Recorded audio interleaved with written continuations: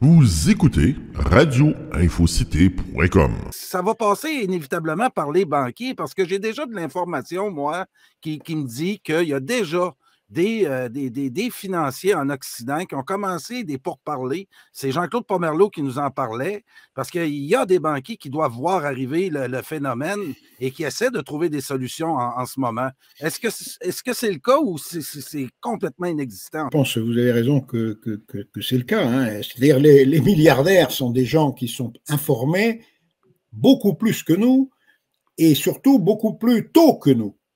Nous, quand on a l'information, eux, ils l'avaient déjà bien avant. Et donc, ils savent déjà ce qui va arriver, hein. Ils savent que le monde multipolaire est inéluctable. Aujourd'hui, hein, c'est fini, la partie est perdue par l'Occident. Et donc, ce qu'ils vont essayer de faire, bien sûr, c'est de sauver leurs meubles. Ça va être du chacun pour soi, et chacun va essayer de réinvestir dans d'autres pays et dans d'autres monnaies, de réinvestir leurs biens de manière à ne pas tout perdre. En particulier, moi, je regarde de manière très très précise la dette américaine.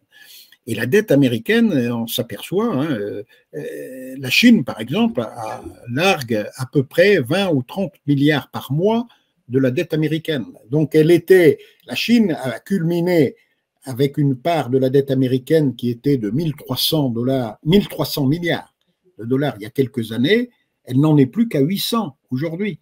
800 milliards de dollars. Donc, ça baisse, ça baisse, ça baisse. Alors, elle ne veut pas tout remettre sur le marché d'un seul coup parce qu'elle ne veut pas non plus bousculer l'économie mondiale. Elle a remis sur le marché 20% des bons du Trésor américain qu'elle avait. Et tous les pays avisés, alors on les voit, hein, les statistiques sont publiées par le secrétariat d'État au Trésor. Là, il y a une évolution brutale entre les 5 premiers mois de l'année 2022 et les 5 premiers mois de l'année 2023. Le niveau des échanges commerciaux entre la Chine et les États-Unis ont baissé de 30% en un an. Ça, c'est du jamais vu dans une période aussi courte et pour une ampleur aussi importante. Les agences de notation commencent à s'interroger sur la fiabilité du dollar états-unien, hein, sachant que tout le monde s'en débarrasse. Et tout ça, ça va jouer, et ça joue un rôle très important dans la suite, ça va jouer un rôle très important dans la suite et surtout dans la fin de la guerre en Ukraine.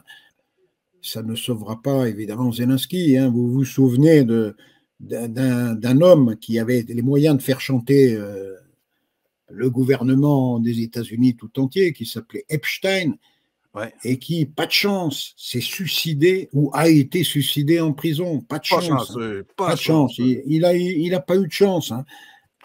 Et je pense que Zelensky sera ou se suicidera ou sera suicidé lui aussi. Ou assassiné par les Russes. Oui.